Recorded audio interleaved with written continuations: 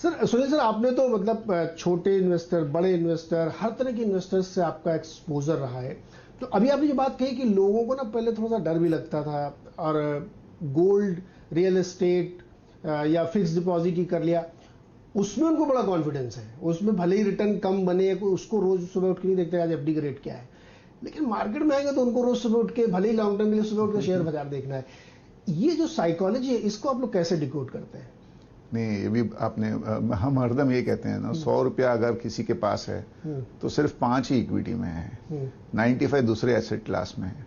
लेकिन वो 5% जो इक्विटी में है ना, उस पे 99% आदमी अपना समय देता है और बाकी 95% पे 1% देता है। जैसा आपने सही कहा, मैं आपको लिख के देता हूं, जो एफडी का इन्वेस्टर है उसको ये भी पता नहीं होगा कि उसको एफडी में ब्याज क्या मिल रहा है। सेविंग्स इंटरेस्ट में 2.75% इंटरेस्ट है, वो किसी को याद भी नहीं होगा, कोई नो वन बॉदर्स ऑल्सो।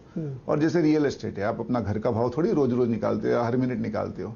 तो इक्विटी इतना ट्रांसपेरेंट एक इन्वेस्टमेंट करने का जरिया है। On a second to second आपको पता चलता है कि क्या हो रहा है, तो लोगों को थोड़ी थ्रिल भी है, थोड़ा एक ट्रांसपेरेंसी भी है, और उसको रहते हुए लोग आदत से मजबूर हैं और देखते ही देखते हैं, और देखना भी चाहिए। खाली एक ही चीज है, you can't react on a second to second basis.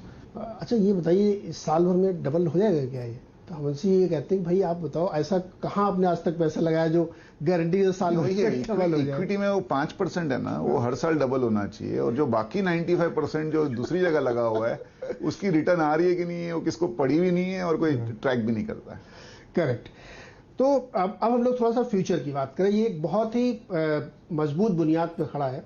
ये इसलिए भी मैं कह सकता हूँ कि अभी जो लेटेस्ट डेटा एनएससी पल्स का हमने देखा कि उस पर रिटेल इन्वेस्टर एकदम मजबूती से खड़ा, एक शेयर नहीं बेचे उसने।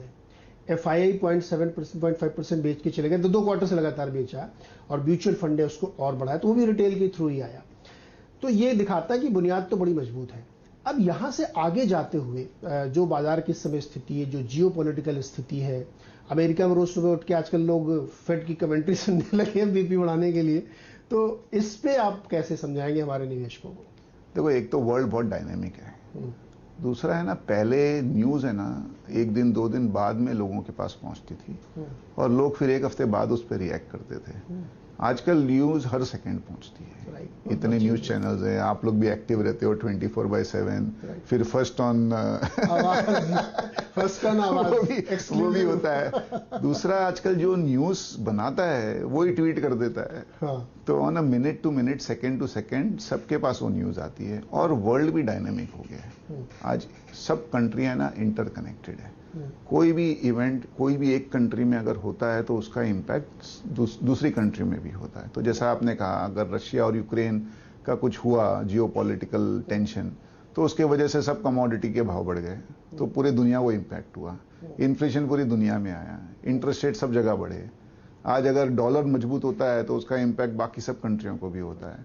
अभी ताइवान का एक नया सिलसिला चालू हो गया है, तो उसका भी एक डर है जो सबको इम्पैक्ट करेगा। तो आई थिंक ये जो इवेंट्स है, एक तो ज्यादा हो रहे हैं, प्लस वो हमें minute to minute, second to second हम उनके बारे में जानते हैं, और हमारा ह्यूमन नेचर है, जो हम जानेंगे उस पर रिएक्ट भी करेंगे।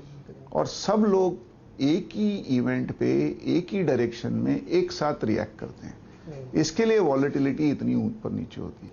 कुछ लोग कहते नहीं, अभी लगा दो भाई, सही समय होता है। तो क्या कोई सही समय होता है, या इस समय भी बाजार लगा देना चाहिए पैसे? आपने सही कहा, टाइमिंग करना एकदम इम्पॉसिबल है। आप इसी साल का देख लीजिए, साल चालू हुआ बहुत ही ऑप्टिमिज्म से, फिर फरवरी एंड में रशिया का इशू हो गया, तो बाजार में करेक्शन आया। मई और जून बहुत ही खराब गए, और जून में लग रहा था बाजार अभी और गिरेगा, और ऐसा यू टर्न मारा कि 1 महीने में ही सेंसेक्स 6-7 हज़ार पॉइंट बढ़ गया, निफ्टी 2000 पॉइंट बढ़ गया। तो बहुत डिफिकल्ट है ये, और ये हमें मानना चाहिए। आई थिंक रिटेल इन्वेस्टर के लिए सिप्स के से बेस्ट कुछ नहीं हो सकता। सिस्टमेटिक इन्वेस्टमेंट प्लान, जहां आप हर महीने कुछ ना कुछ इन्वेस्ट करते जाओ, उससे अपने आप ही आपका ऊपर नीचे जो बाजार है वो एक स्मूदन हो जाएगा। जहां तक मेरी एडवाइस रहेगी, मैं तो देखो इटरनल ऑप्टिमिस्ट हूं, और मेरा ये मानना है कि जिसको लग रहा है, जो भी इन्वेस्टर को लगता है कि कल आज से बेटर होगा, उसी को इक्विटी में डालना चाहिए।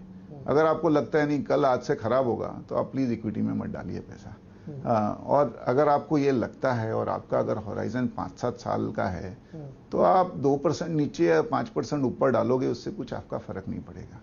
बहुत सारी स्टडीज हैं जिसमें बताया गया कि अगर आपने 10 अच्छे दिन भी मिस कर दिए बाजार में तो आपका रिटर्न है ना 12-13% कंपाउंडिंग से 3 या 4% कंपाउंडिंग हो जाता है।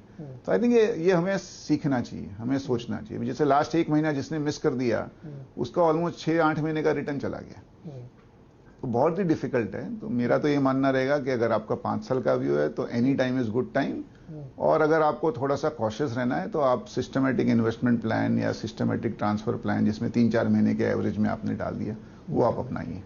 एक छोटा सा ब्रेक लेंगे यहाँ पे, और ब्रेक से वापस आएंगे तो सुनील सर से ये बातचीत होगी कि कौन से सेक्टर्स पर नजर रखनी चाहिए, कौन सी डिसरप्शन की थीम आ रही है, क्या नया आइडिया है इस मौके पर जहां पे ध्यान रखना चाहिए। छोटे से ब्रेक के बाद